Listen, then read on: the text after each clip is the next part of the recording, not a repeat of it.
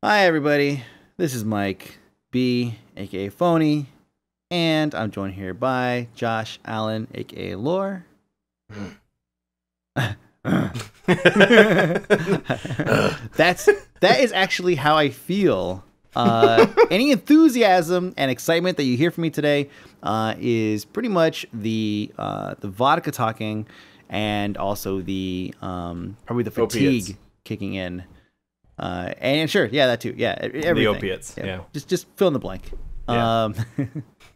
So, I've been gone for like the past week, and I missed out on a bunch of stuff. Blizzard was like, "Oh snap, we got a whole new thing," and I was like, "See ya, I'm going to my family reunion where I'm basically out in the mountains, and I'm just disconnected from everybody because I have a 2-year-old out in the wild, not in a controlled area." So yeah, that pretty much disconnects you from everything. And then I went to Disneyland with the same 2-year-old. I didn't swap him out or anything. And you can imagine that, at Disneyland, None of these 2-year-olds were Declan. Yeah. You just picked up 2-year-olds here and there. I just picking up. Yeah. So yeah, I went to Disneyland.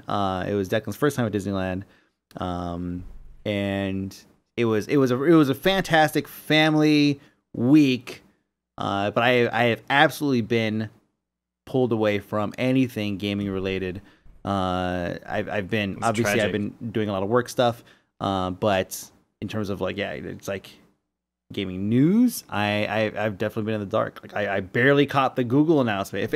If I hadn't checked my phone before or after Declan had gone to sleep, which by the way, this son of a bitch was going to sleep at like midnight every night. So we have Declan down on a pretty good and tight schedule. So, hang on. Oh, good. Are you allowed to call your own kid a son of a bitch? Yes. Yes, I can do that, actually. I could do that. Well, fine then. Okay. I just wanted to make sure that everyone was aware of what just happened. So Dickhead Jr., right? So we have a pretty tight schedule here at home. It's like he comes home from daycare and he hangs out. He'll play with Play-Doh, or he'll work with like letter blocks, or like whatever. He'll do some kid thing for a minute. He might watch like a TV show on the big screen TV, but for the most part, we allow him to use his phone at the end of the night to watch Mickey Mouse Clubhouse or Team Umizoomi or whatever the hell he wants to watch, right? And then he goes to bed at around 7:30, between 7:30 and 8, and that's it. He'll hang out in his room, he'll read a book, and he'll go to sleep. Usually he'll take everything off of his bed and put it next to the door and fall asleep next to the door, which makes it impossible to open it. And he'll do that every day, like clockwork. Easy. But when you remove him from that environment, everything gets fucked up. Mm-hmm. He's the first night we're camping. We're up in the mountains, and it's a family reunion. There are about like 125 of us or something like that. And I love my family reunions because everybody, it's family, and everybody calls everybody cousin. We don't remember each other's names. Like, we basically, and that's like the rule. That's like the thing. It's like, you don't remember that, no problem. Hey cousin, how you doing? Cousin, how you been? Right?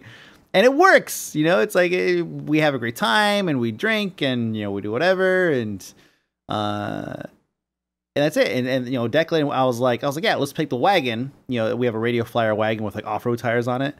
And it's like, we'll just put him in there and he'll go to sleep. And it didn't work. Like, we had to like muscle him, like basically muscle him into the wagon and keep him there and walk around at like midnight to get him to go to sleep. He was just so amped with like the entire everything that was happening. He's like, I'm outside, bitches. I'm not in my own room. Like, I'm free. And he would stay up until so late. And then we were like, okay, well, at least he'll sleep in. No. It's like 6 o'clock and he springs up, like he springs awake so fast you can feel it. Like, he wasn't even in our bed. He was at the foot of the bed in his own little cot, and he springs up so fast you can feel the bed shake. He's like, it's morning. And then he'll crawl into the bed and just like, oh no, please go to sleep, go to sleep. And he'll lay down and be like, hey, dad. And I'm like, oh God, hey, Declan. People are like, what doing? I'm like, I'm sleeping. And it's just like, fuck. I can't say that because you repeat it. So, yeah. I've gotten very little sleep over the past several days. And you can imagine spending 15 hours at Disneyland walking around with a 2-year-old is also very tiring. And I still haven't managed to catch up on it. So I am tired. That was it. That was the whole thing. That was about me being tired. All right. I'm glad we've established that. Okay. So I'm pretty tired too, but it's entirely because I have no idea why I'm tired. I'm just tired today. I slept kind of funny last night, but you know. Thanks. So yeah, a lot of things happened. So the first thing that happened, that I try to keep tabs on, but I couldn't, was Legion. So Legion was announced, and I was there for the announcement. And I see the Illidan's coming back. And I see that there are some pretty neat weapons. I saw Doomhammer. I saw a couple other cool things. And then I saw awesome skins associated with those. I don't know the details of all those, but I've heard bits and pieces here and there. But I figure since you're here, you can clarify everything for me and for everybody else that was gone for the past week. For everyone else who hasn't read anything about anything. Yeah, okay. So obviously I'm not going to talk about anything. I'm just saying this not because I know that you know this, but like I'm not going to talk about anything that's not publicly available somewhere. Because that's not what this is for. It's not where I give out the secrets and stuff like that. So basically, there's the artifact weapons. Every spec has an artifact weapon. Every spec? Yeah. So 36 artifact weapons. And they're pretty cool. They're like a alternate character progression sort of thing. Like you get upgrades that you can buy for your artifact, and it's kind of like talent-ish sort of stuff. Right. Let's see what else. Wait, it's talent? Okay, so it's and some of this might be common knowledge, but this is more for me. So you can upgrade and you have some kind of progression in your in this artifact weapon. When you say it's talent-ish, does that mean is this something that works like talents do now, where I could swap out depending on what I'm doing, or because I mean it's spec specific, right? So you kind of. Go ahead. I'm not actually sure exactly how it works. Okay. It's like a. That means I'm asking the right questions. Yes. Yeah. No, there's a lot that I just don't know. But it's similar to like the old talent trees, where like there's a tree that you go through and you can buy different stuff and so on. Neat. So that's pretty cool. There's a demon hunter. That demons. Is cool. That I think everybody lost their shit at that. Yeah. Yeah, it's kind of like I saw a couple people saying that this expansion is basically like Blizzard went, okay, we need a good expansion. What's everything that everyone's ever asked for? Yeah.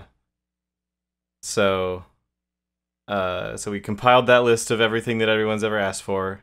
We took gnome hunters off of it, and then we made this expansion.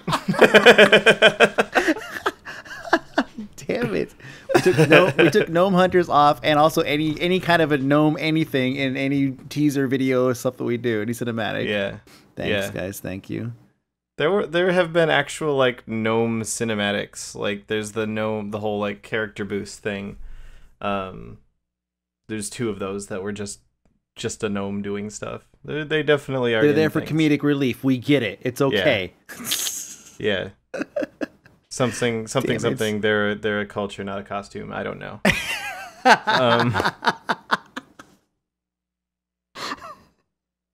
What else?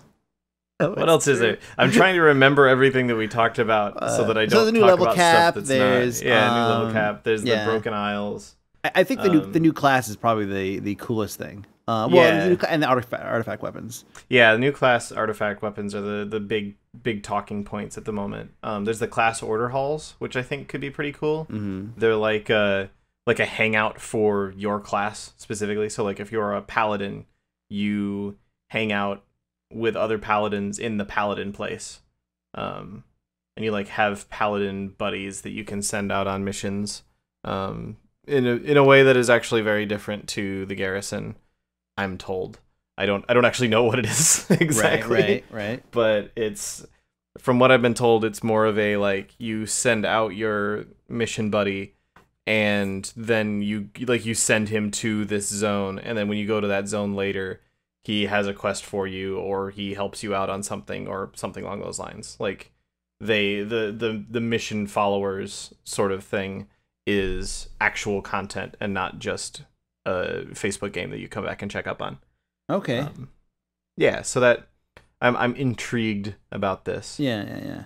And that's basically the gist of what was talked about.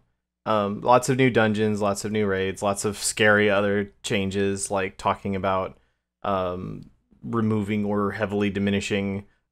Haven't actually been clear on which one it is. Gear in PvP.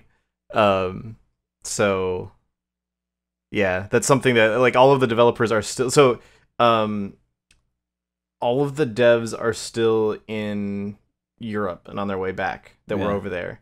And some of them said some stuff that I don't think is accurate, but they're the ones that get to decide whether or not it's accurate. So, like, we need them to get back so that we can go, hey, when you said this, did you really mean this other thing? Because I don't want to come out and be like, actually, no, this guy told me this one thing and he actually meant this other thing instead. And it's nothing, like, terrifying, but it's like when people are asking for clarification on stuff that seems to contradict itself. And I'm just like, that is a weird thing that happened. We'll get back to you. we're waiting for them to get back so we could talk about this. Mm-hmm. That makes sense. I mean, they were all at Gamescom for the entire week. So yeah, they were at Gamescom, and then a bunch of them went to the European office just to, I don't know, hang out and like see the European office and meet those people and talk to them and stuff, which is totally cool. Yeah. Like there's serious business reasons to do that sort of thing. Of course. So yeah. But yeah, the PvP stuff, I am pretty excited about, honestly. I don't know if you saw, or if you're aware of what was announced about the PvP stuff. No, I've actually heard nothing about the PvP stuff. So, it's either greatly diminished or removed the gear grind in PvP. The gear grind. Oh, okay. So you just said greatly diminish or remove gear. Well, it could be that too. I don't know. This is the thing that I need developers to come back so I can ask them about. I don't know which one it is. This discussion is now just as vague and potentially, as inaccurate as this. Yeah. Wow. Yeah. So we do have. I should mention at this point that we do have for the NA qualifiers broadcast, the final qualifiers broadcast on Saturday. At some point during that, Brian Halinka is going to come on and talk about like lessons learned from Warlords, but also a little bit of stuff about Legion. And I'm hoping that he will be able to clarify at that point exactly what's going on with gear in PvP in Legion. But the bigger thing is, regardless of what it is, the intent seems to be that you don't care about gear nearly as much anymore, if at all. But I do. So the other thing is that they have, well, like in terms of increasing your character power. Okay. So what they're doing is instead they're adding a PvP talent system that as you gain honor, you unlock PvP talents. Oh, and so that's the progression mechanic instead of gear. Yeah, and the big reason is just that it allows a lot more PvP only tuning.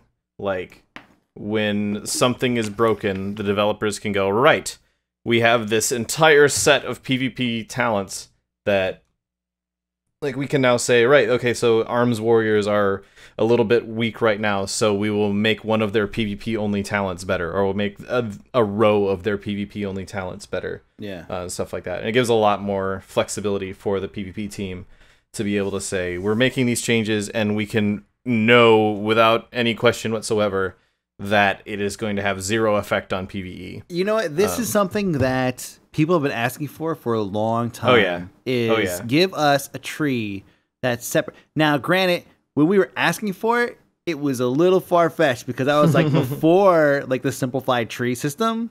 Yeah. And you had like 60 talents or whatever, you had 60 points to put in. Like that was a bit absurd. But yeah, this is something that a lot of people have been asking for a very long time, as kind of, I think it's in general, it's kind of assumed that this is kind of like one of the best ways of in terms of what the community thinks to resolve these issues. Like, just give us a tree that's all of our own. That's all our own. That way we can just tune that. We don't have to worry about balancing PvE with PvP, and that's always been the issue. Yeah, and like there's always like for a long time the general line from Blizzard was like, this is before I even started. The general line from Blizzard was, well, we want the game to play the same in PvE and PvP, so that's why we don't want to do separate tuning. But that went out the window like in Mists of Pandaria. Like, there's been so many things that since then have been, well, this ability now does 75% less damage in PvP and stuff like that. But it's mostly unwritten, though.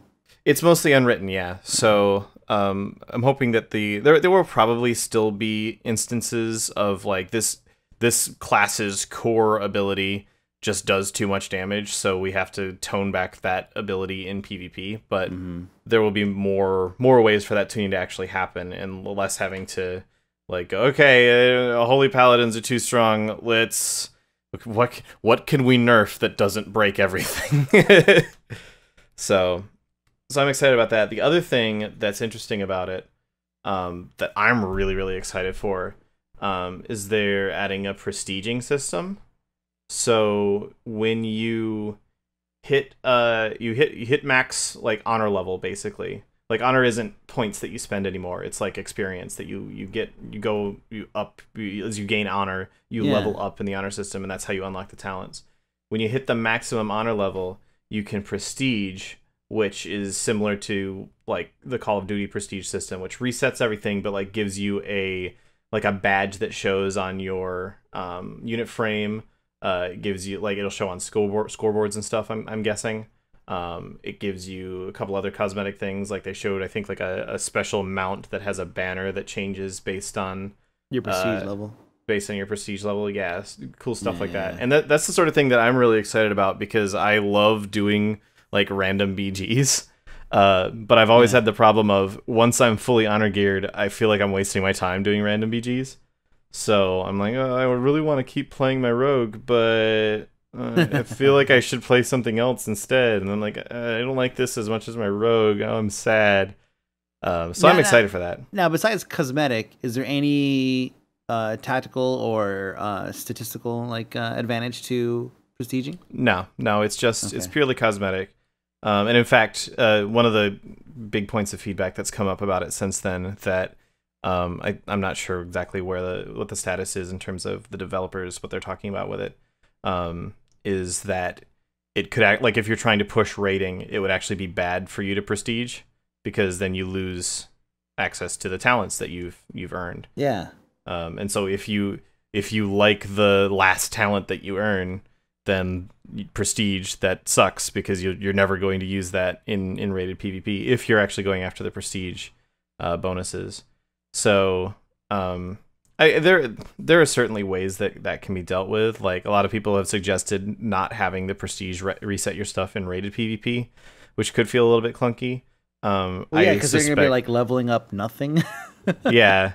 I kind of suspect that a lot of like serious hardcore PvPers that want both rewards will like have two characters, one that they go after prestige and one that they like. Everybody has 10 characters at this point anyway. All of the top PvPers, like if you're a top warlock, you've probably got 4 warlocks that you play. Yeah. So people will say, this is my prestige character, this is my rating character. I'm not sure. I totally get the complaint, and I'm hoping that we can find some way to deal with it. But well, I mean, it's something that, I mean, if you go through and you unlock everything, so I guess it depends on the process, But like if getting everything unlocked gets the job done, then I might just be content with that. It's just like, okay, cool. Like I have all my talents unlocked. I could go through and I could do rated, and I'll be fine. But if the process isn't, if it's such a process that seems kind of casual, where it's like, well, I can just continue playing, and I just, I'm always playing anyways, and I don't have a team, then I might as well go for these things. Then I'll prestige, until it's full.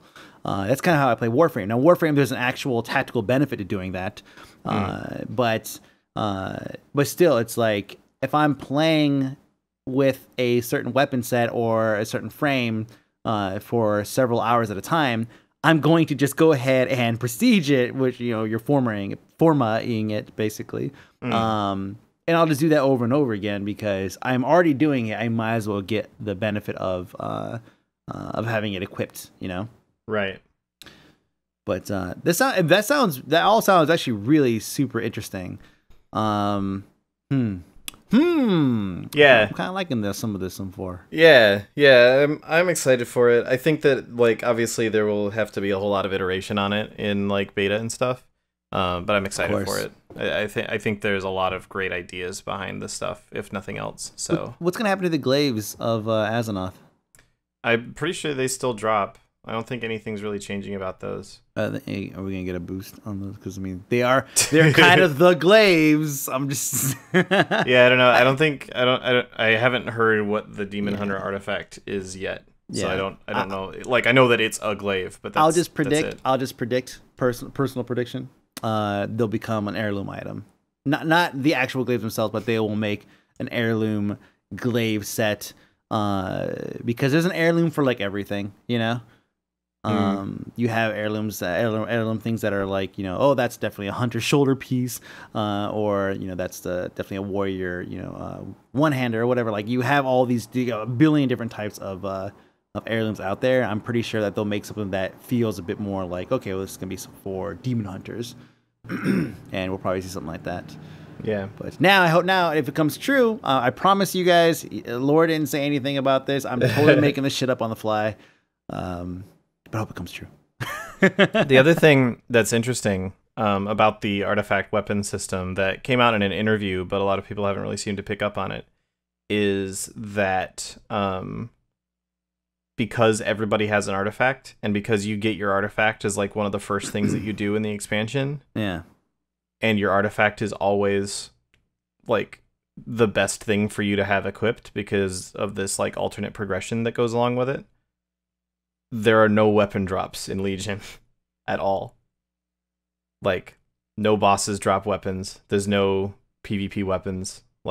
It's artifact. It's your artifact and the alternate forms of your artifact, which is interesting. Wait, are you saying this is the speculation, or is this? No, this was confirmed in an interview. I think it was. Are we still waiting for those guys to come back? Because that might need some clarification. Well, no, it's literally that's what it you have this artifact, and if weapons were to drop, you wouldn't want them anyway.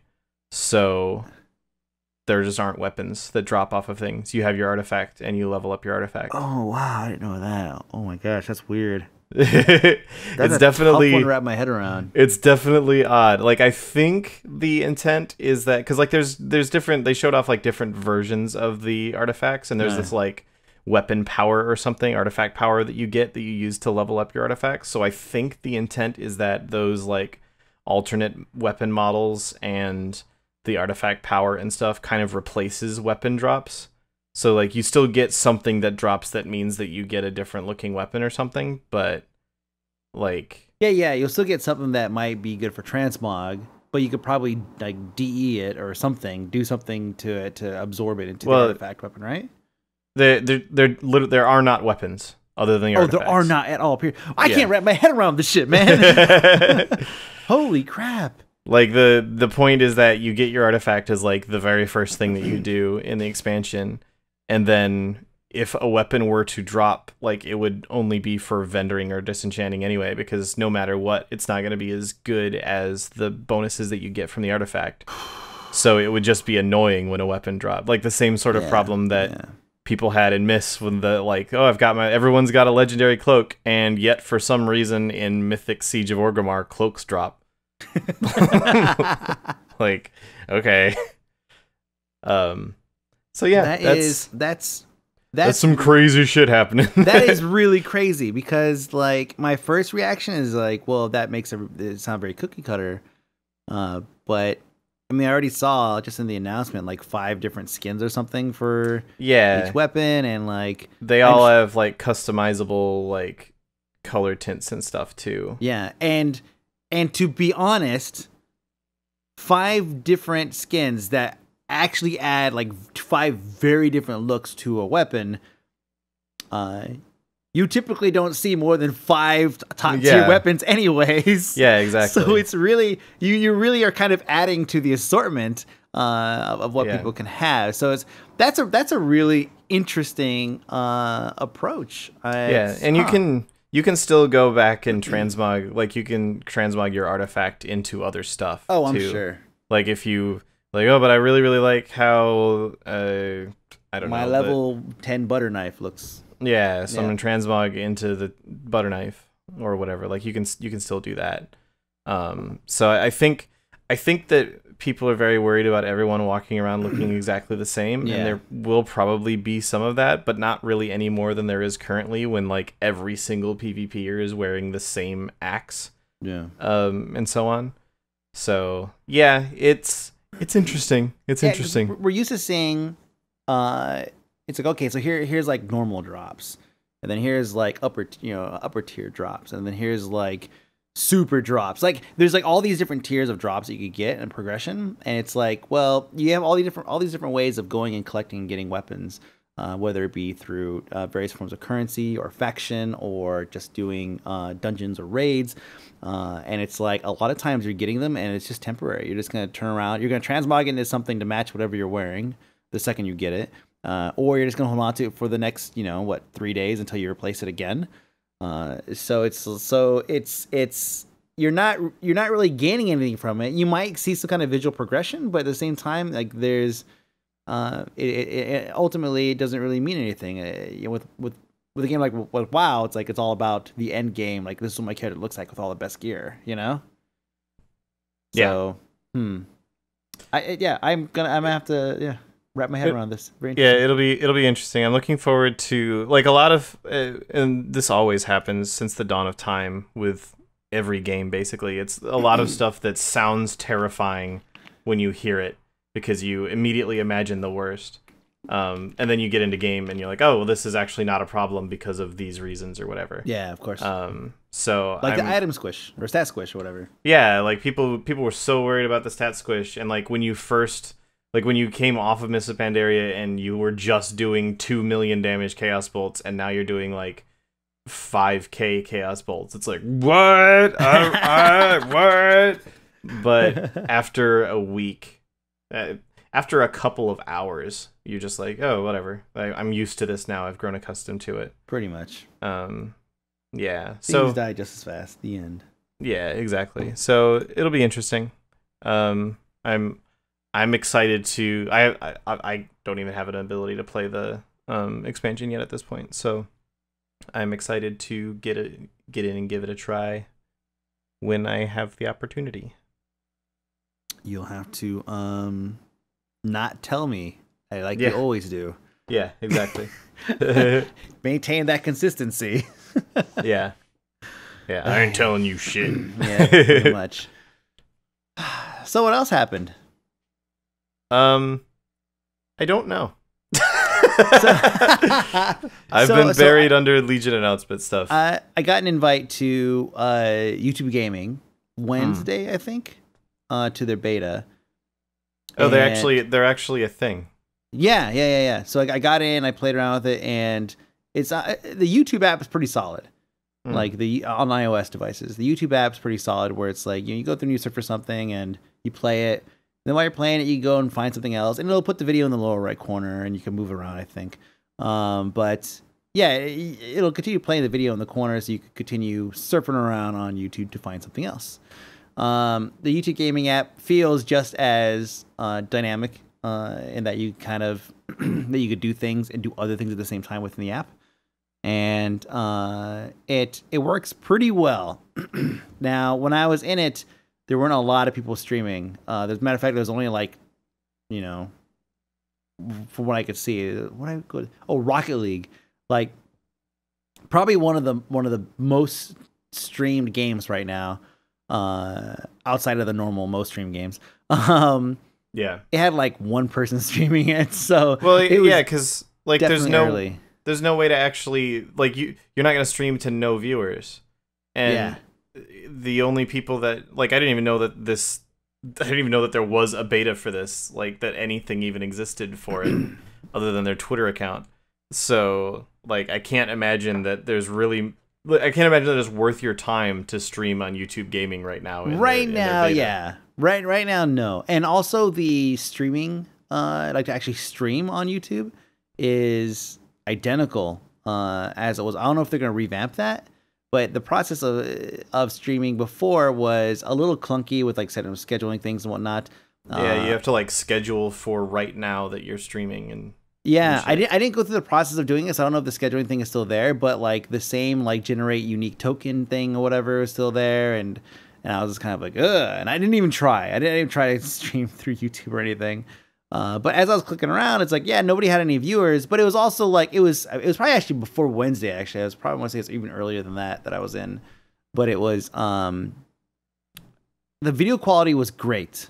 Some people complained about it, but I just chalked that up to their connections because it was playing fine for me.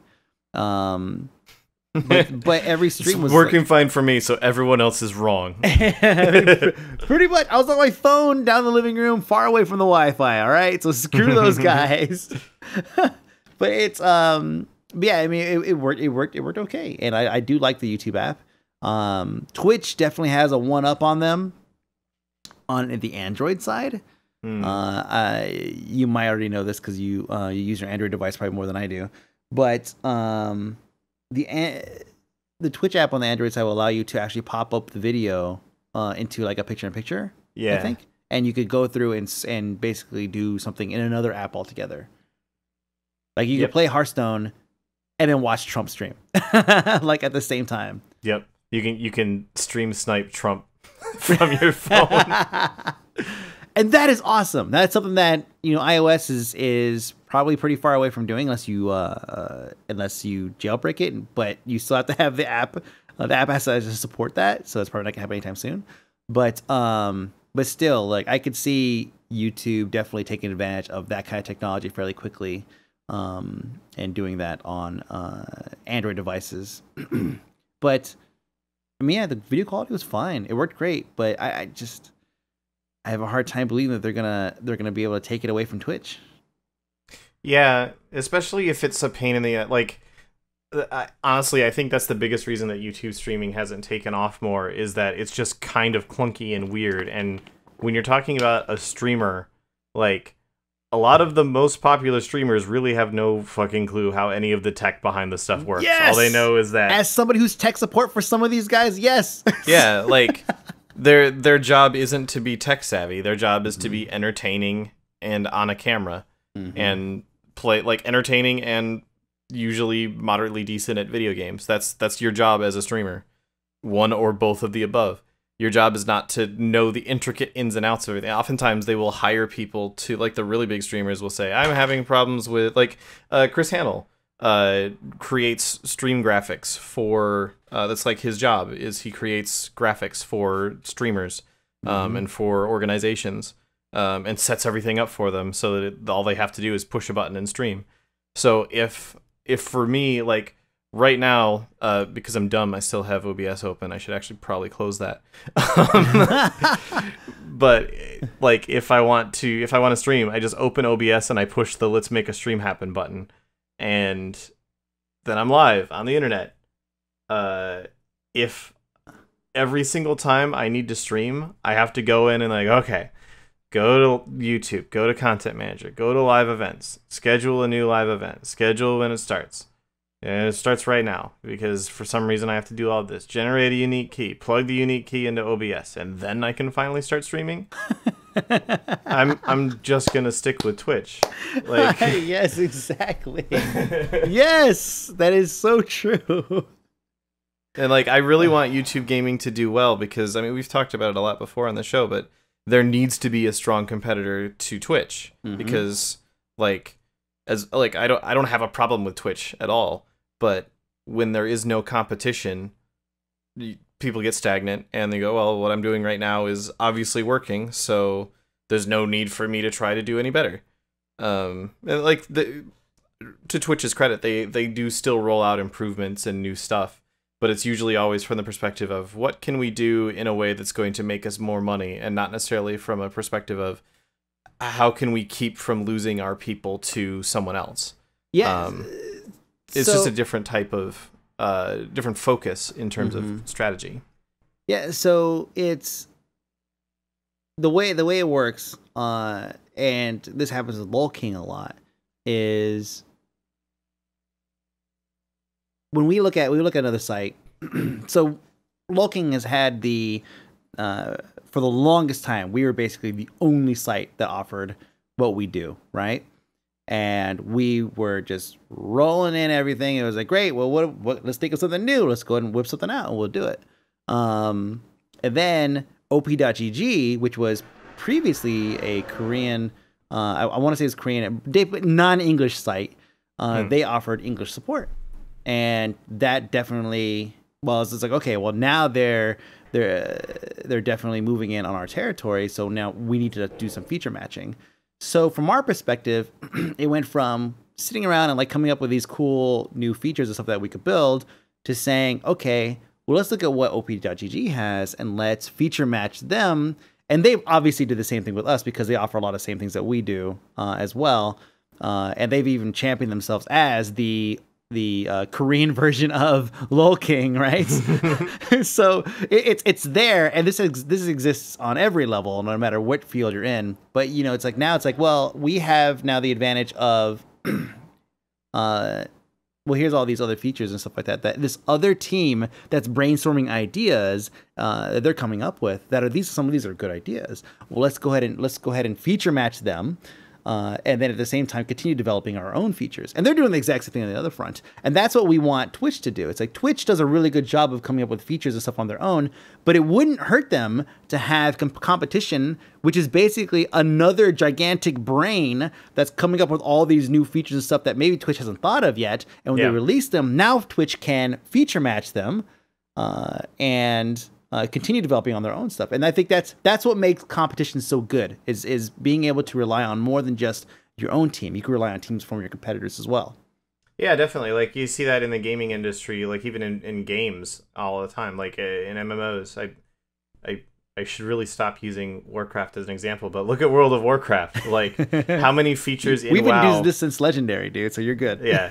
How many features in WoW were first implemented in some other game? Like when a lot of people don't remember back to the heady days of the original classic release of World of Warcraft, but at the time people were like, oh, this game is just an EverQuest clone.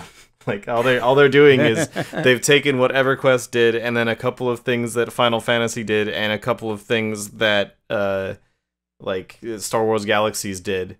And all they've done is combine all that. Wait, this is really good. Like, it's all they did, but what happened was really good.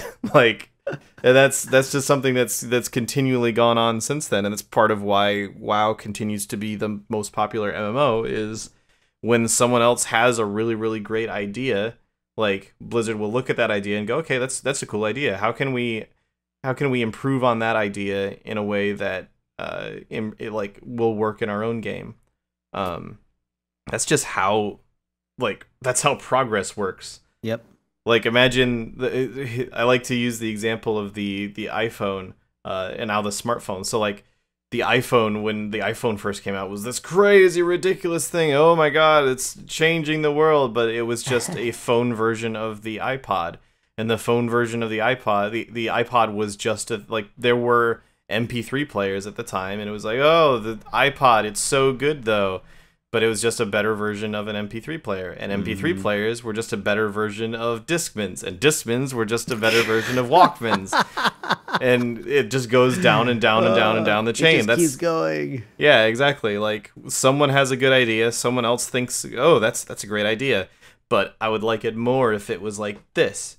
And that's how progress works. So that's why, like, I think we saw a huge explosion of live streaming like 4 or 5 years ago, and it's kind of stayed about the same since then, because it's been Twitch, and also Twitch are basically the services that you stream on.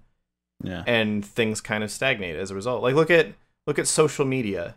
Like, Facebook killed MySpace. There's no real doubt about it. There was MySpace, everybody used MySpace, and then Facebook came along.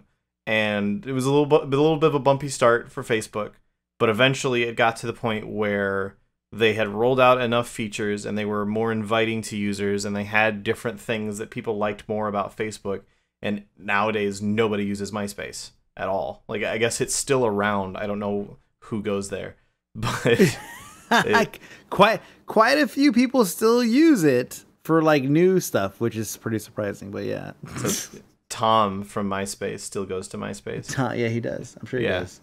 But yeah, like, and then Facebook happened, and Facebook has stayed, aside from the fact that they like to redo their entire user interface every couple of months, it's stayed pretty much the same since then in terms of features, and that's because there hasn't been another, like, they don't really have a competitor right now. Yeah. Like, you can say Twitter, but no, not even. Yeah, like, in terms of numbers, like, just look at popular brands. Like, again, look at Warcraft. Warcraft has like 6 million likes on Facebook or something like that, and like 800,000 follows on Twitter. I don't even remember. I should know this. It's my job. How many followers does Warcraft have? Actually 733,000 followers on Twitter. So it's got a tenth of the reach on Twitter as it does on Facebook. And that's just because so many more people are on Facebook. Mm-hmm. Yeah, it's I mean, it's kind of the same thing with oh, hold on, let me see. No. Oh, that's interesting. But it's the same story with Wowhead. You know, like, Wowhead's got 350,000 on Facebook and under 200K on Twitter. So it's just like, it just depends on the content. And that's honestly, that's a much smaller spread than you see with a lot of brands too. Like, that's Wowhead doing pretty well for itself, honestly. Giveaways, man, giveaways. Yeah. And also just like, you know, we have some pretty active people like managing those things, and they do a really good job. So, but it's yeah, I see where you're going. It's like, you know, then you compare Twitter to, you know, everything's offering something a little bit different. And it's almost like if they all combined, they would basically be Facebook again. Yeah.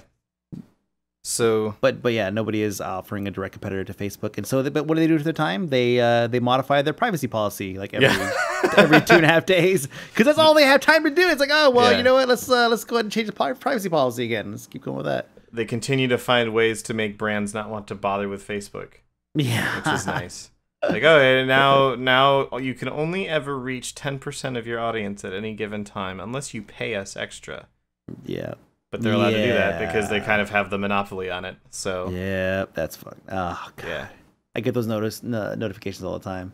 Yeah, it drives me nuts. You're yeah, here you go. Like right now. I posted a picture of this or not picture, but this this, what is it called? Shower with Your Dad Simulator 2015. Which is a real game that's on Steam. Yeah, I've heard of that. Jesus Christ. So his availability is coming soon. So I posted it on Facebook, and I was just like, dude. That's all I said. I said, dude, and then I just posted the link, and it keeps bugging me constantly. It's all like, this post has reached 6,173 people and 107 engagements. Boost this post, and it keeps spamming me. It's like, please boost this post. Like, pay money to send this out to more people. It's like, oh Jesus Christ. Yeah, like I won't mention the exact post that I'm thinking of because obviously there's a big variance and I don't want to give away like Blizzard's analytics. But like there was a post that I went and looked at the other day. Again, Warcraft, 6 million likes on Facebook. there was a post that was made that reached 50,000 people. And it's like, how does this even happen? Like, 6 million people have said, yes, I want to see updates from this brand. And only 50,000 of them get to actually see updates from this brand? Like, the fuck, Facebook? Yeah, it's just the weird way. Yeah, I know it sucks. It sucks because it's like I'm in the same boat with the brands that we manage, and it's like I have to constantly. When we post things, we have to find new ways of doing it to make it more engaging. So it's like, all right, well, if I have a small video I want to promote, well, don't put it on YouTube and promote it on Facebook. Put it on Facebook and then promote it that way. And it's just like, oh man. Well, yeah, and like what's happened as a result of that is a lot of brands are starting to move more and more and more away from Facebook, as it's just continually not a very effective marketing tool. Like you look at Riot, for example, they make like 4 posts a month on Facebook, and it's just their Saturday morning lulls thing. And like that's partially because the way that the algorithm works, the less you post, the more of your audience will see those posts. But it's also partially because there's just no ROI in putting, like, you can have 6 million likes and it's still not really worth someone's time to try to get a message out to people. But yeah, I didn't really mean to go on a rant about Facebook. It's just, it annoys me that there's a platform that 6 million people can say, I want to see updates. And then they just go, well, no, you have to pay extra money. And so of course, obviously, like Blizzard does from time to time, because that's the way the game is played. So we have to deal with it. Yeah. But yeah. Anyway, the thing that I wanted to get around to as a part of all that. This is the longest transition ever. Yeah, is no, just getting back to YouTube gaming and how like they need to be, like, I really want YouTube gaming to be successful, because like we were saying, I want there to be a competitor to Twitch. And they have been driving me fucking crazy with their like you go to gaming.youtube.com and it's been the same, like, coming soon for like, what, 6 months now, something like that. And you go and you look at their Twitter account. I had to unfollow their Twitter account. It was driving me nuts, because their Twitter account is just random memes and shit. And like, we're at this convention. I'm like, congratulations on being at that convention. Do you have anything to contribute to this convention, or are you just there to hang out? Like, if I wanted to know what your employees were doing at TwitchCon, I would just follow your employees. It was literally like, I really want YouTube gaming to be a thing, but right now YouTube gaming seems more like if Twitch chat had a Twitter account. Like, that's the type of content they've been putting out. It's driving me nuts. It's like, come on, guys. So I want to take you seriously. Please do something that can be taken seriously. When I go to gaming.youtube.com, I actually see their interface. And the first thing I see is there's a carousel banner at the top that's scrolling. The first thing right in the middle is Total Biscuit of it. He did an Ollie Ollie 2, and it's a WTF is. And then if I go to the next stop on the carousel here, there's a live player here, someone I don't know, but it shows a little clip of him playing. I go to the next one. It's another pre-made video, so it's a mix of live and not live, basically. And that's pretty much it. I'm just going through here, and it's basically the same thing across all of these. And the top thing that I see is actually my channels. So it shows. So the first thing I see is basically 6 Total Biscuit videos. No, I'm sorry. Let's see, 1, 2, 3, 4, 5, 6, 7, 8. See, 8 Total Biscuit videos. I'm subscribed to a lot more than just Total Biscuit. But I guess he's the one that is featured on for me, like in terms of somebody who's on the YouTube gaming network. Scroll down further, and I see live, and I see spotlight, and all that stuff. So now I'm starting to see more people. Again, none of these guys that I follow.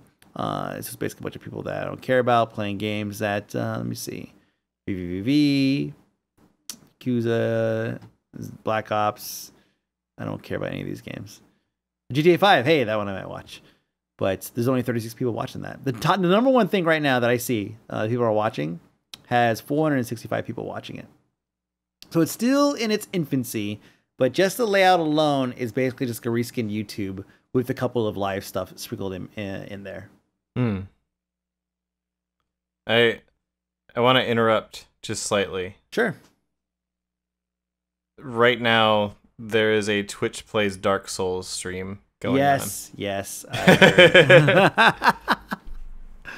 I don't. Oh no! Yeah, I heard. This sounds like the worst idea. It is the worst. They're currently best idea. stuck in some water on a ledge, and they can't get away from it. Oh Jesus Christ! And of course, there's always the trolls that are like, open the menu. And then like 5 commands are completely worthless. So yeah, that's interesting. But yeah, YouTube gaming, I want it to be good. And maybe the reason that they haven't done anything yet is because they're working on making it good. Yeah. Like, that's something I can certainly understand. The like, well, this isn't the competitor to Twitch that we want it to be yet, so we need to continue to bake a little bit and make sure that it actually comes out okay. And if that's what they're doing, then I am all for that. I just wish that I knew what they were doing, basically. Yeah, their Twitter is annoying. And right now what I see when I log into gaming on YouTube is very confusing, but it does make sense. It's gaming.youtube, not livegaming.youtube. So they want to mix it up, make it part of the content experience. And it would be dumb of them to turn away from the on-demand content that has made YouTube and the gaming presence on YouTube what it is so far. Like, that would be dumb. So I have no issue with that at all. I just want it to be good. I just want it to be good. Yeah.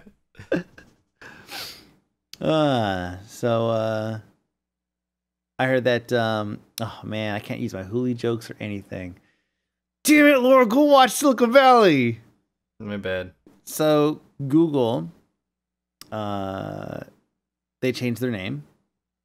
Oh no, they created a parent company. Yeah.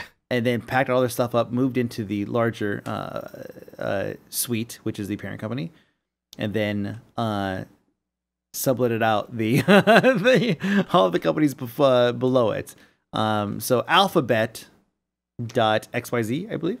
ABC.xyz. ABC.xyz, yeah. Yeah, so yeah, they basically made a new company and then bought themselves. So in Silicon Valley,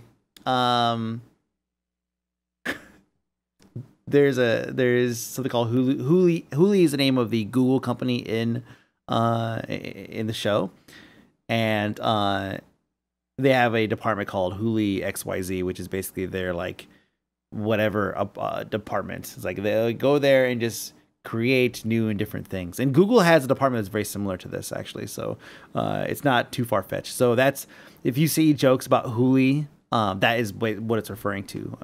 So the fact that there is an actual Hulu.xyz that's out there right now, like, then, and it's got a picture of fucking, you should go watch this goddamn series. All right, fine, I'll watch it. Yes. But it's, but yeah, so ABC.xyz is actually a play off of, and it totally is, like, they can't deny it. It's a play off of the off of that show. But yeah, so some of this I missed because I've only kind of caught headlines because, again, I've been traveling. But it seems like they're slimming down Google into just Chrome, Android, obviously like the Play Store. Obviously Google.com, but they're not going to really expand on Google as a brand to a bunch of other things. They're going to keep it kind of centralized to those more simplistic things that are already kind of mainstream, right? Yeah, and like this is a move that, like, when you think about it as a restructuring and not as Google made a new company and then bought themselves, it makes total sense, because like Google has had all of the like Google branded stuff, and then a whole bunch of other companies that Google owns, like YouTube. And it's just like, okay, so I get why that's kind of weird and confusing, and why you want the Google brand to mean quality products and quality services, and not necessarily owns some companies that have quality products and quality services. So that cool. And like I can totally get why in like a huge company like for bureaucratic reasons or whatever, it makes sense to say, let's make a new company that owns everything, and then that will be our publicly traded company, and then all of our other companies can focus on whatever the hell it is that they actually work on, and all of the like businessy side of things can be handled by this parent company. It's actually very similar to the way the sort of the relationship that Blizzard has with Activision, where Activision owns a ton of development companies, including Blizzard, and they just kind of go, okay, Blizzard, as long as you are still doing things that work, you do whatever you feel like. And Yeah. so Blizzard gets kind of to do whatever we feel like. Because it turns out we still have World of Warcraft, so we're still pretty successful. Shit, son. Are you kidding me? Hearthstone, $20 million a month? I think that there's some ultra comfortability going on right now, Blizzard. in terms of like making money on that front. Yeah, I haven't read that article, and I don't know anything about the Hearthstone like actual metrics, and like I'm so far removed from that conversation that I don't really know what's going on at all. But I want to know how they figured that. Basically, I want to know what they did to determine that. Just because they probably looked at its placement on the on the charts for each store, and just contacted the companies around it. yeah, possibly. I just headlined it. I didn't actually go through and read the article because, again, it's just basically I was driving. So. Nobody did, and I'm not like I am more than willing to believe that Hearthstone is making $20 million a month. It's just whenever I hear numbers like that get thrown around, my immediate gut reaction is, how did you determine this? Especially because it wasn't someone it wasn't Blizzard coming out and saying we're making $20 million a month. It was some other company. Was it Super Data? I think it was called. Yeah. Came out and was like, we've decided for reasons that Hearthstone's making $20 million a month. I mean, cool. I'm gonna have a pretty awesome profit sharing check if that's the case. But getting back to Alphabet, I have to point a couple things out that I think are very, very important. If you go to their actual website, the abc.xyz, do you have their website up? Oh yeah, yep. So first of all, I need to just mention as an aside that Larry Page's signature looks like mine did when I was 12. Probably signed it on you probably signed it on an iPad, actually. Yeah, probably. Yeah, it does kind of look like when you go to one of those places that uses iPads as registers and they turn it around. They're like, "Could you sign here, please?" I'm like, this is actually kind of demeaning. Now I'm just scribbling my finger all over your. Exactly. I'm finger painting my name. Yeah. In the grease from your food truck. Can you give me a moist towelette now? Now that I've touched this thing. Ugh. But the other thing that I want to point out is that the blocks on the right side, I think it's pretty clear that they spell out mad sex. What the fuck? Am I wrong? The top three, M-A-D. The mad was easy. And then the bottom one, it's not quite in the right order, but S-E-K-Z.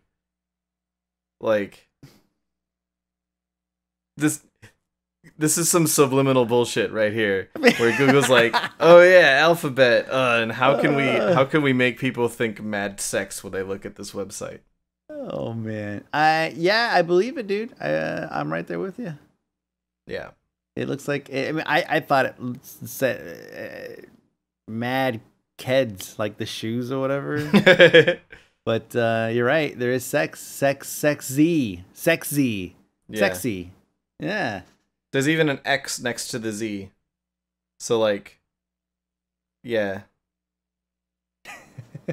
Yeah. So, Google made a new company, bought themselves Mad Sex. Mad Sex. That's good. Yeah. Oh, man. So, okay. Speaking of Mad Sex, I'm gonna take this one. Go for it. All right. So speaking of mad sex, by which I mean speaking of reproduction, by which I mean speaking of the way that the human race increases its population, by which I mean speaking of Fallout Shelter, That's basically where I was going with that. Fallout That's Shelter. good. I can play it now. Yeah, I can finally play it. You couldn't play it on your iPad. Yeah, well, I mean, I could, but it was old. Yeah, so I have the original iPad Mini, which is like 3 years old now, something like that.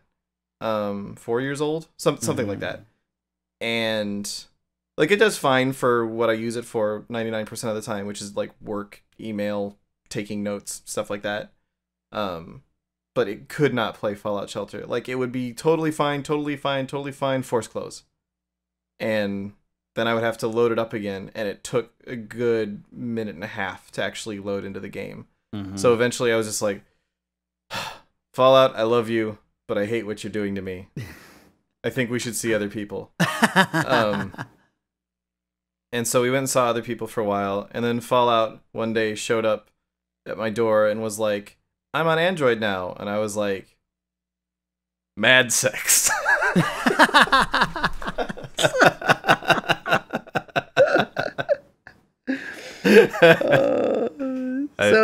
I made myself laugh. Yeah, that was good. So I called you up for the show, and I heard the sounds that the game makes. I've logged a lot of hours into this game, and I'm pretty much over it now.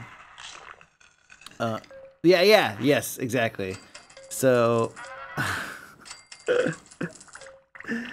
Oh, speaking of mad sex, guess what's happening right now in my vault? So people are getting it on. Yeah, mad sex. So I still want to do that thing where I have the characters that are very highly their specials are super high, and I want to get them in a room together to see how quickly they get it on.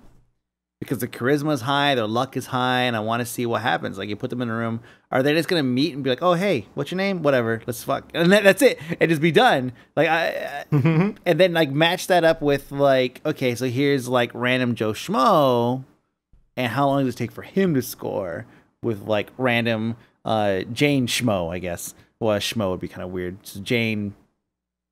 Something else.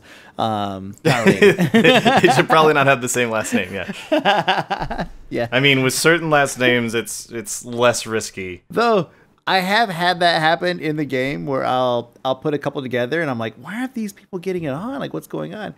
And I zoomed in and it was all like, I love having family time. I was like, oh shit, I was. Oh, that's your kid. Okay, This is weird. Yeah, so I was like, okay, that's weird. And she's like, they're both wearing like, 90s, like, whatever, nightwear. Oh, Jesus. This is some weird fantasies you've got, dude. It was an accident. I didn't zoom in. Oh. They don't wait. They're not like Sims. They're like, hey, they're like, oh yeah, we're fucked up. Can't do that. They don't do that, unfortunately. And my iPad wouldn't support that kind of animation anyways. Okay. So I have to ask, how you haven't played any of the Fallout games, right? Like other than Fallout Shelter. Not extensively, no. How familiar? So you're not super familiar with like the story behind Vault Tech and why the vaults were created and so on, other than as nuclear Fallout shelters, right? Am I yeah, I would say, yeah. Pretty much. I've only played a little bit of Fallout Vegas, and it doesn't really touch on that very, very much. So the reason I ask this is because one of the core things that is about the Fallout series, that in all of the games your character ends up finding out through some means or another, is that every single vault was actually set up as an experiment. Like, this Vault Tech Corporation, for some nefarious reason, decided to set up every vault.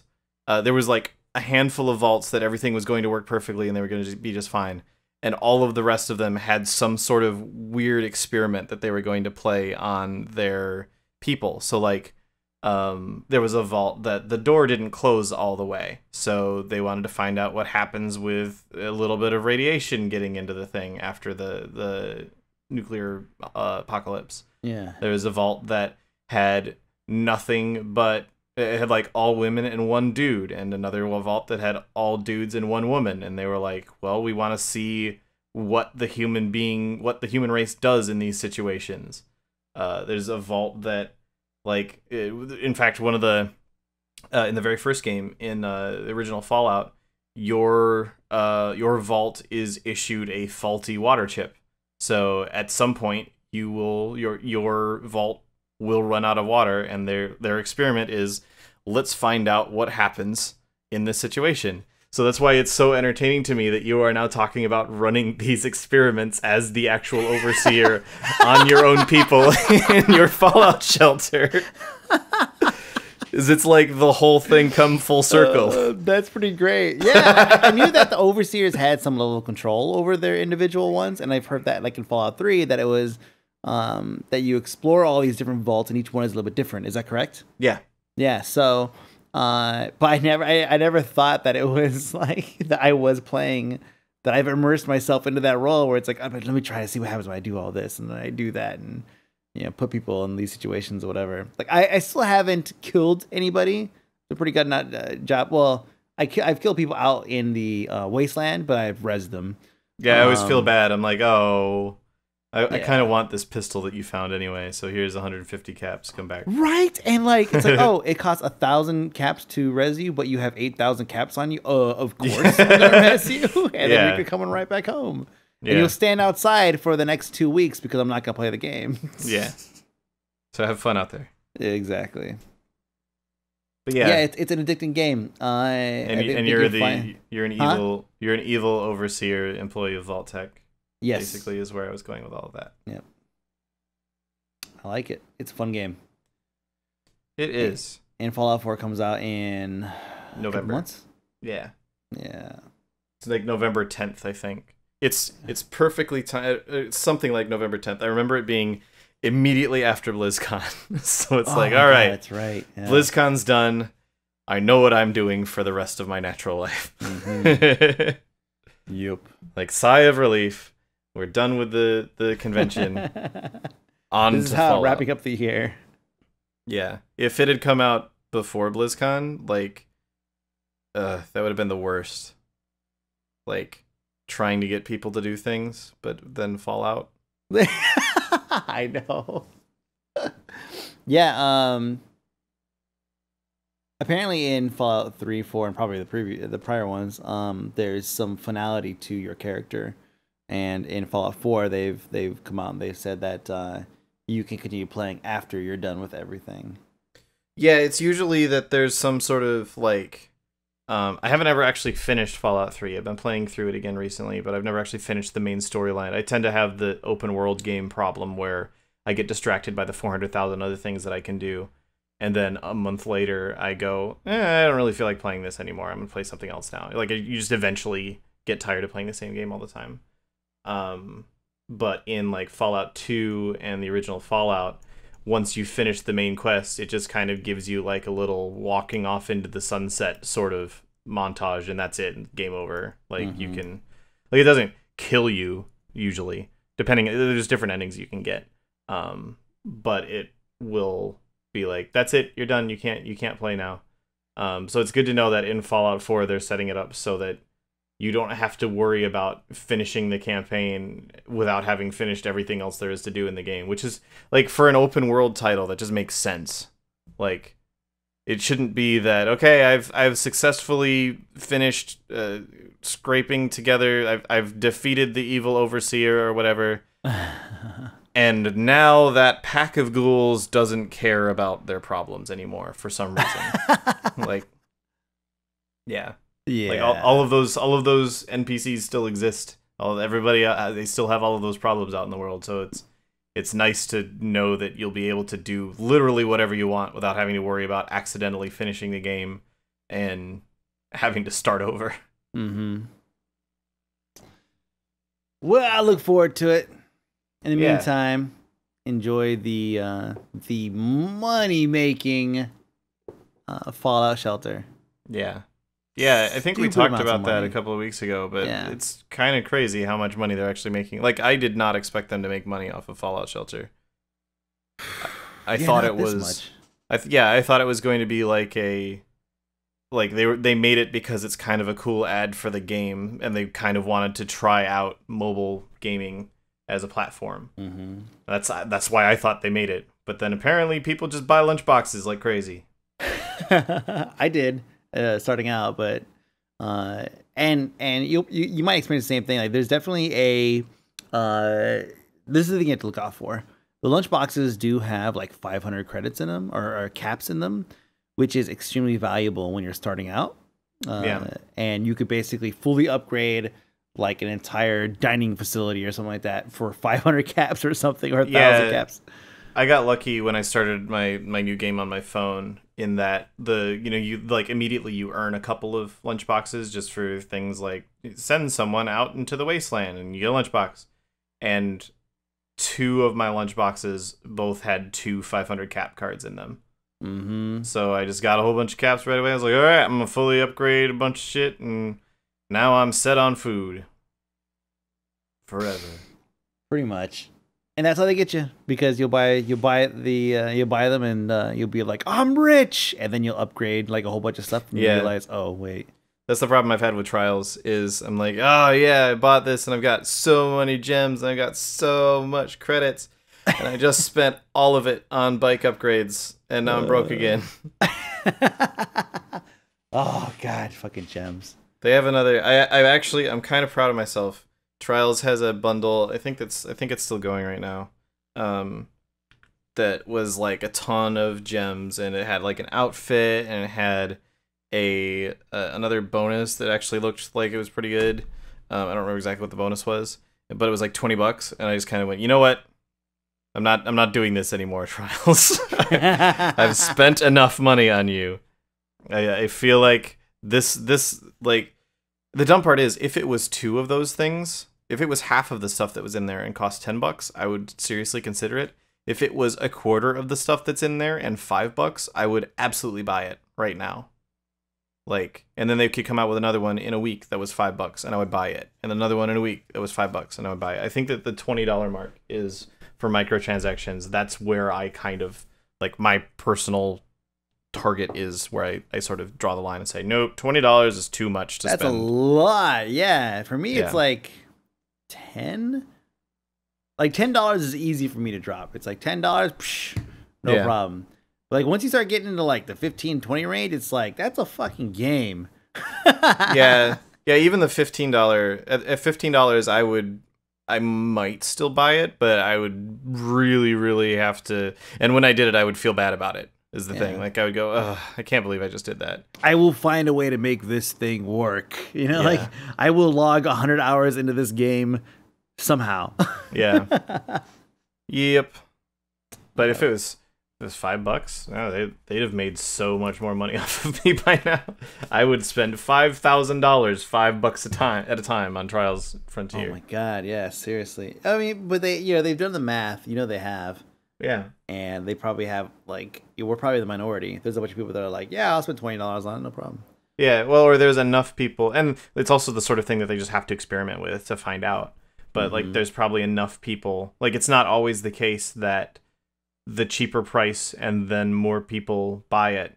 It's not always the case that it's enough more people to really work out to actually be profitable in the end.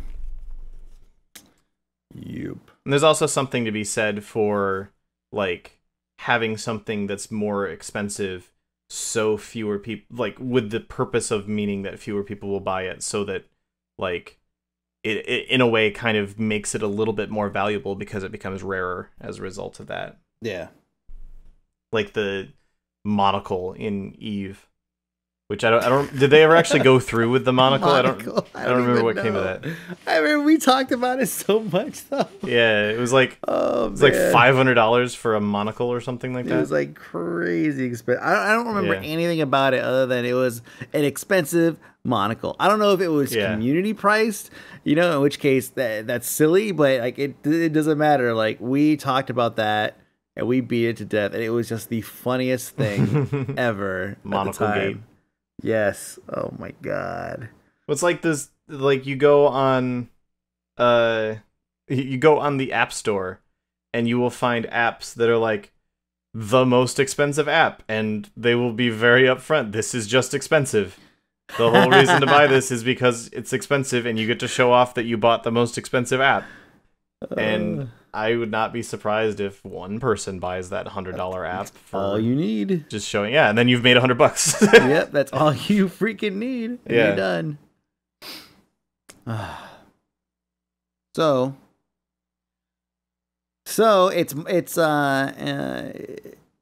going on long enough. I think it's time to wrap. But forever. This is the last show we're doing at all. Yeah, right. Until we decide to do another one next week. So I have an announcement to make. Oh yeah. It's Are you making a game? It's not. God damn it! It's not gaming related. Are you making a game? If I say it slower, it might be an answer. No, actually, and you don't actually know what it is. I'm. Well, I know that you're making a game. God damn it! So it's. I don't even know why that's funny. Honestly, I have no idea. Because you did this before we even started. I was like, "Hey, I want to make an announcement on the thing." It's like, "Oh, is it a game?" And I put in the notes. It's like, "It's not a game." And they're like, "Oh, is it a game?" And so I made it fucking bold. And you're like, "So it's a game?" Yes, yeah. That's why it's funny. Damn it. So tell us more about your game that you're making. So when my so I've been doing photography for like a long time, right? Oh, it's a photography game. Yes, it is. It's a photography game. God damn it. All right. I'm done. I've been doing photography for like a long ass time, and it's actually dated back before I started doing the gaming thing on YouTube. It's just a passion that I have, just like music. It's something that I do as a hobby. And when Declan was born, I took a break. I did a couple shoots here and there, but it was different. My mind was somewhere else. My mind was definitely on like, just being new to being a dad and doing all that stuff and whatnot. And this year, and late last year, I started really picking it up again and started getting more into it and kind of experimenting a little bit more with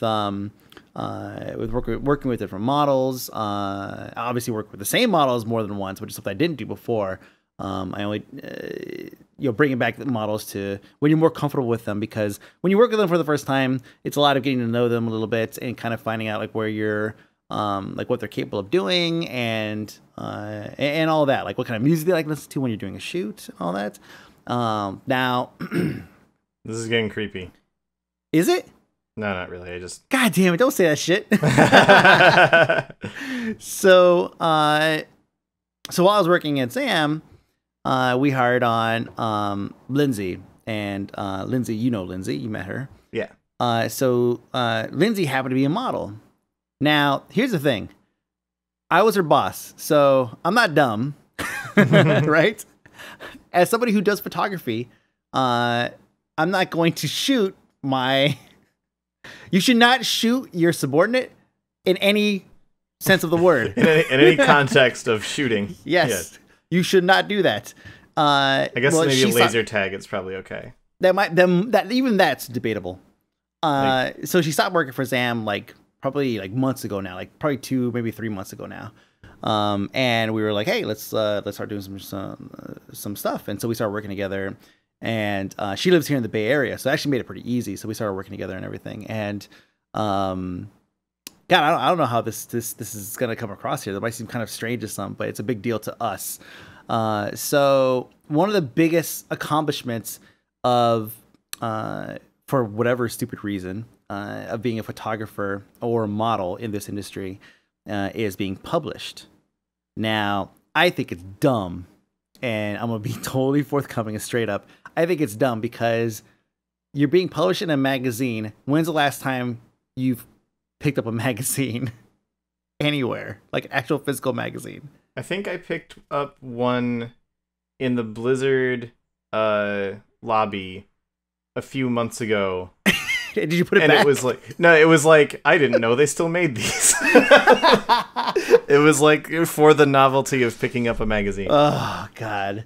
So being published is a big deal, yet on the flip side, who's buying these magazines? I don't know. It's kind of silly. Now I have a magazine subscription that I have right now to Bell SF, which is they actually promote themselves as a nudie mag, but it's a San Francisco magazine, so I want to support them because local photographers, local models, and all that stuff, and I think it's cool. You just like the pictures. It's okay. Yeah, some of the pictures are pretty good. You know, I mean, as somebody who wants to get better at being a photographer, like some of the pictures are pretty good, and they're in magazines and they're published, which is a big deal. So of course, I want to get to that level. Okay. So. Jeez. I swear none of them have made it to the bathroom, okay? They've all stayed secure in the room here. But it's so Lindsay and I started she's helped me like experiment with some with different types of lenses and stuff like that I wouldn't be able to do with other models because when you're first time model, it's like difficult to be like, hey, I'm gonna try this crazy thing that requires like 5 minutes to set up for like one shot that may or may not come out, which has happened. But Lindsay's she's very patient with that stuff, and she loves kind of experimenting with that.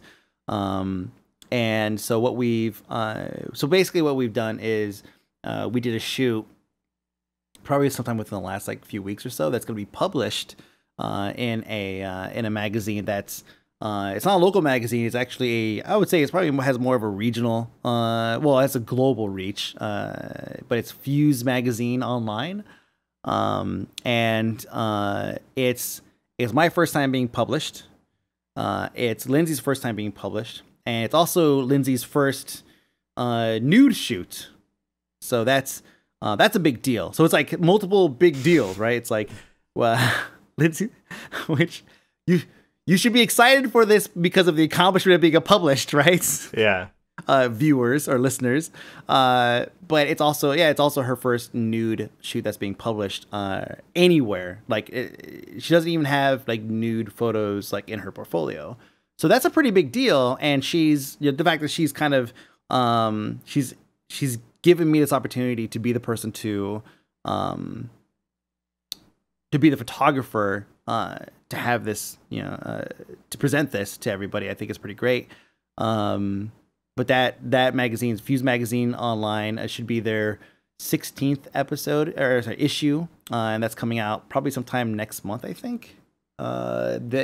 They typically release around like the 10th or 11th of every month. So if they stay on that schedule, then right now they did the 15th, and they said it should be in the 16th. So that'll be pretty awesome, like for all of us, for everybody involved. But yeah, so that's a pretty big deal. Nice. So now I could say, for me, now I could say I'm published. Now I am technically a published photographer. Nice. And actually, this process, I was able to meet a lot of editors for different magazines. Because I was submitting this, I was like, "Hey, I have this. This is a first time show. I want to make a big deal out of this." Because Lindsay was like, she's very she's a very free-form person. She's just kind of like, it's like, the news is release them. Let's make it, whatever. And I'm like, no, dude, this is serious. Like, this is your first time being naked on the fucking internet. Like, we should make a big deal out of this, and we should tell people. And so I did. I reached out to a bunch of magazines, and I talked to them, and we settled with Fuse. And they're gonna publish them for us, and so now I am technically a published, or I will be a published photographer, on top of already being a licensed musician because of APB. Remember, got a song in APB, kind of big deal. So and a game designer from that game that you're making.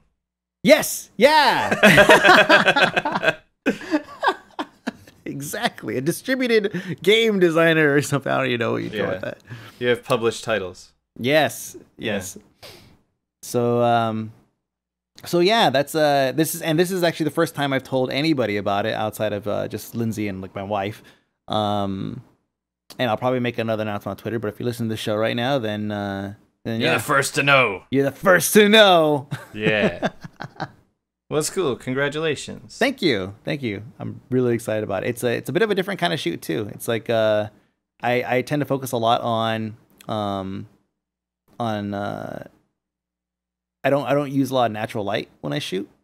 I like to paint a lot with the lights that I use. Like I bring strobes and artificial lights and everything. And the situation, just the situation, the set that we were given, which is basically a fucking window on a cloudy day, like that was what we had to work with. And I was like, well, let's just give it a shot. And so we did, and it came out really good. I think the shoot itself is very like there's good solid progression, I guess. Like a lot of times when you shoot, it's like it's kind of disjointed. It's like, well, here's the person doing this, now they're doing that, and there's no real progression there. Like we got a really good progression, and they came out really good. And she's a great model, and I'm a fantastic photographer, of course. But yeah, so yeah, ultimately we're super excited about it, and you'll probably hear more about it soon. Sweet. Yeah. Yeah. Well, congratulations. Thank you. And that's it. That's all I got. I'll let you know about the game in a future date. Yeah, cool. Yeah, we should sync up on that at some point. So yeah. What are you gonna do this weekend? So I'm doing the World of Warcraft final last chance online qualifier broadcast on Saturday. Oh shit. That should be good. My Saturday's freed up, so I might watch. Yeah, you should. We've got Bajira coming on to help with like the hosting and analysis. It should be pretty cool. Mm-hmm. He's a cool guy. He shaved his beard. Now he looks a little bit like Nicolas Cage, but it's all good. It's all. It's okay. We'll let him slide. Yeah. It's more like it's face off Nicolas Cage, so it's not quite well, I can't even think of the name of the movie right now. So it's not like National Treasure. It's not like Raising Arizona. It's kind of somewhere between National Treasure and Air Force. Was it Air Force One? No. The fuck was the airplane movie that he was in, where he was like a hijacker and they were in an airplane? Mm-hmm. I don't remember. Nicolas Cage has been in all sorts of Con crazy Air? shit. Con Air, that's it. Yeah. Yeah. All right. Air Force One. Now I have to watch to see what he looks like. Independence Day. Oh yeah, Independence Day. Yeah, Wait, I love Nicolas Cage in Jurassic Park.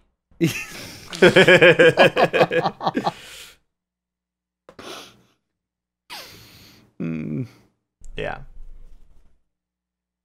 Well, that's great. So, yeah. I might also record another update for the game that I'm working on. Yes, I want to ask you, but I don't want to put you on the spot. Yeah, no. So I have some more. The big problem is just that I've been so busy with actual work lately that I just haven't had a ton of time to really even think about the game. I mean, it's just an expansion, dude. It's not like you don't have time. Yeah, exactly. Well, like you heard that Bashiok left, right? Micah left the company. Yeah. Yep. So that now means that there's one fewer people on my team. So it's been a whole lot of, okay, well, let's figure out what he was even doing with all of his time, which I can only assume was primarily grooming his mustache. I don't know. But no, he handled like a ton of the social media stuff for World of Warcraft, and so now most of that has fallen on my plate. So now I'm like, how do I even Facebook? So that's been keeping me really busy. Plus, I've still got like video projects and stuff to work on. But yeah, I'm hoping I have nailed down some further concepts for the game that I kind of want to share with people and go into a little bit of how the actual gameplay will work. So I'm gonna try and sometime this weekend record another like dev update video and put that out. It'll actually have been a month since the first one that I put out, so good. That seems like a decent cadence. Yeah, don't even mention timing or cadence or anything. Just put them out when it feels good. I've seen this happen too many times where like developers will be like, "Oh yeah, weekly updates," and here's like Space Engineers. That's like, so we did some fixes, and a scenario update. Don't fall into that trap, Lord. I'm telling you. I would never actually be able to stick to anything resembling a schedule anyway. Much is like this podcast.